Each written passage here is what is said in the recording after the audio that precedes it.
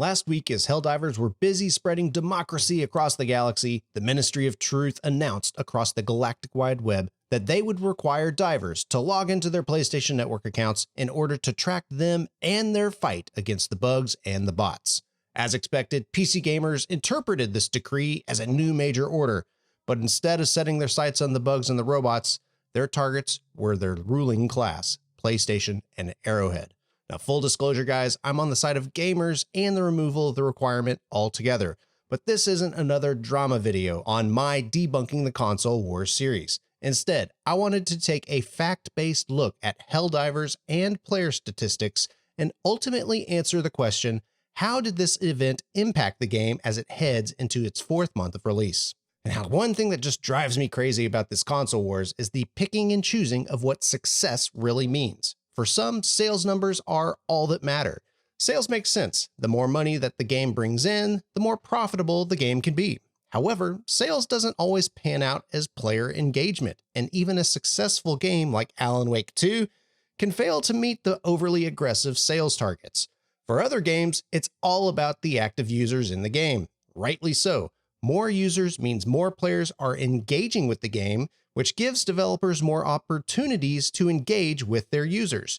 But with a game like Starfield and its 12 million active users, where are those users today?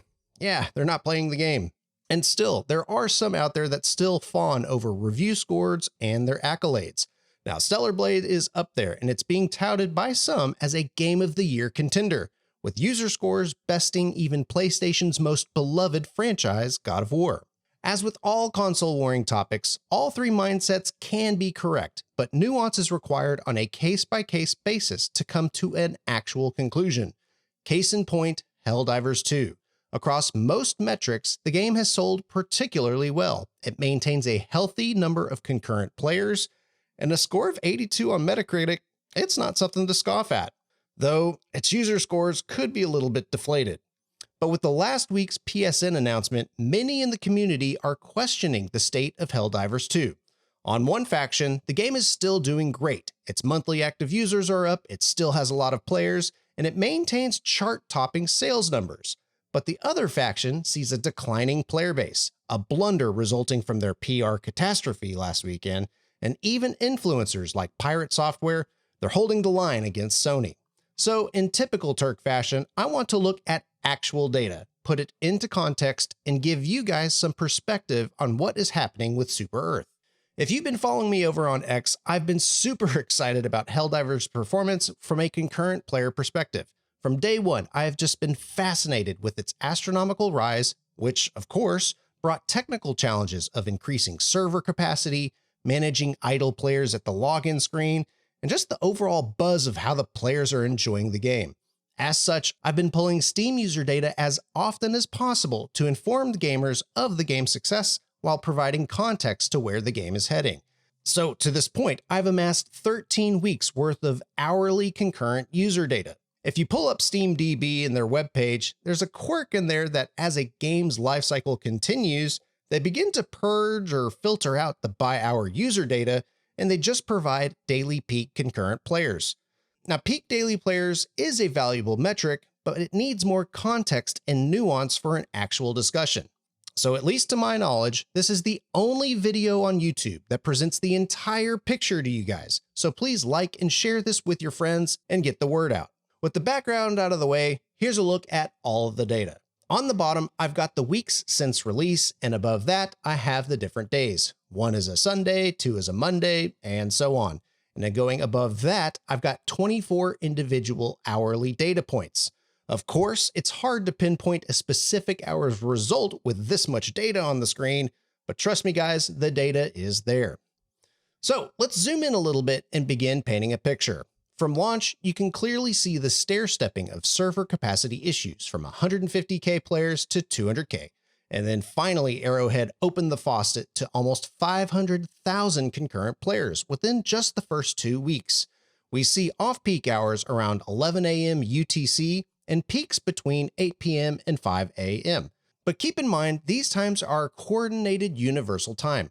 If we convert that into Eastern Standard Time, that's roughly 6 a.m. for the low counts and between 4 p.m. and midnight for the peaks.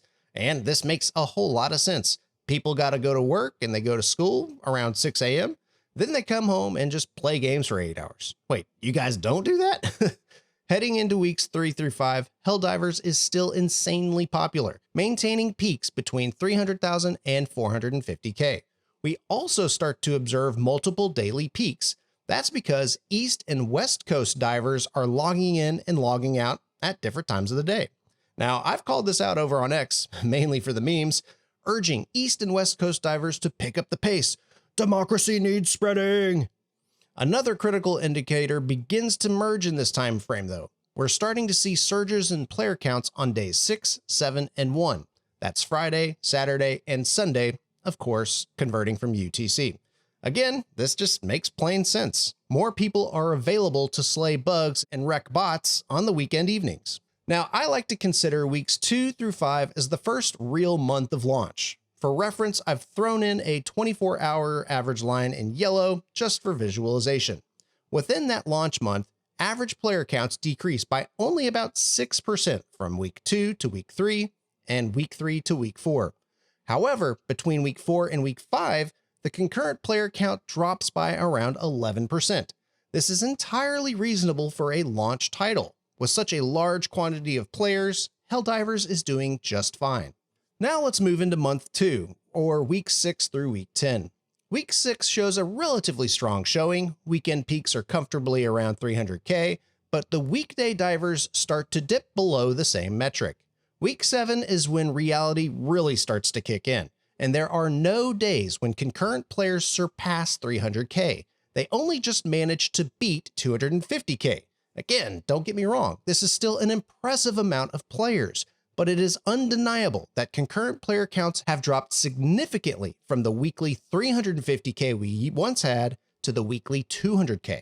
Week 8 shows an exciting data point with a surge of players on a Sunday night. This lines up with a huge major order that dropped that weekend, and divers answered the call.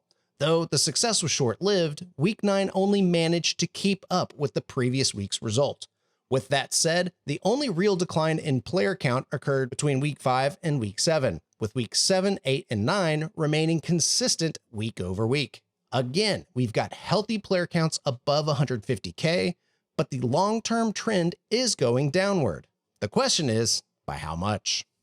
Week 10 through 13 is the third month of Helldivers, and the downward trend continues. Coming out of a strong week 9, week 10 loses a lot of steam, almost 50,000 off the average concurrent player count during peak hours.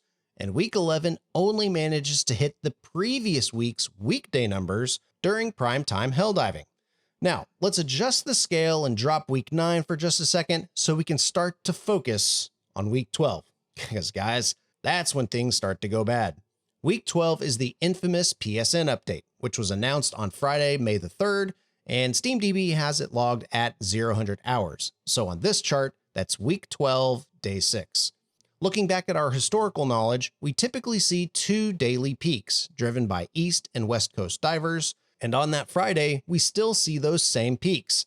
The problem is, we just don't see the weekend bump that we've seen every other week in Helldivers. In fact, Friday night only manages to match Thursday night's numbers. Saturday starts off looking okay, but West Coast player count numbers drop significantly, almost 25,000 concurrent players. Sunday was worse, with consecutive day-over-day losses for East Coast players and losing another 25,000 West Coast divers on top of that. I'll reiterate that these numbers are not the peak concurrent numbers that we're looking at. We're looking at actual hourly concurrent numbers. Luckily, Sony reversed course late on Sunday night into Monday morning, and in week 13, day 2, which is a Monday, we see regular player counts for East and West Coast divers. That trend does continue to this day, heading into the weekend and the closure of month 3 in Helldivers. And by all metrics that I'm seeing at the time of this recording, weekend total peak users look to rebound to maybe previous week's numbers, and hopefully back to week 11. For a game that lives and dies by its active user base, and as Reforge Gaming calls the player funnel, the data proves that the PlayStation Network announcement did impact the player funnel in an evident and measurable way. With empirical data in hand, we can now answer the glaring question: is Helldivers dying? Now, dying is a bit of a loaded term, but the hype is definitely starting to taper off. Now, we could get into the monthly active users versus concurrent user debate, like I tried to have with Reforged Gaming, but still, I can only work with the data I have. If SteamDB is polling user counts every hour, we at least know how many players are playing at any given time. It doesn't matter if between the different hours they are unique or not, it's an absolute value for a given time interval. Calculating hour by hour, if you see an increase in the concurrent player count, you typically expect more users to be logging in or staying online rather than logging out. And the inverse is true as well. If you see a decrease in the concurrent player count, you'd expect more players to be leaving rather than staying online or even logging in. That vector is reliable and undeniable, regardless of the unique IDs attached to it. With that said, over the long term, with all sessions counted, total sessions are decreasing over time. Between week 2 and week 7, total sessions decreased on average by about 10%. Between weeks 9 and week 12, that value drops to 18%. MAU or CCU are out the window here.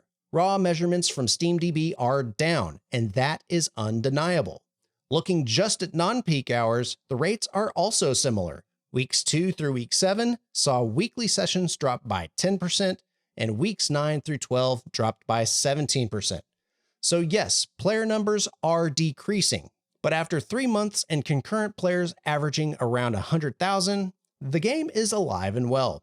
Now, to this point, we've only been focusing on PC players, but let's remember, this game is also out on the PS5. Now, the player split is a highly contested debate, especially since we have yet to get the exact numbers from Sony or Arrowhead. However, for the sake of discussion, I've seen player count splits between 25 and 50%. So, for example, this past week, we saw 125,000 concurrent peak players on PC, so we can expect between 32K and 125K coming from PlayStation as well. So total player counts is anywhere between 157K to 250K. And as I logged in to capture some of the B-roll for this video, that lines up with the total amount of Helldivers that are logged in. Granted, we're not exactly sure how accurate that value can be. So even with the decreasing player base I've shown in this video, to say the game is dying is hyperbolic at best.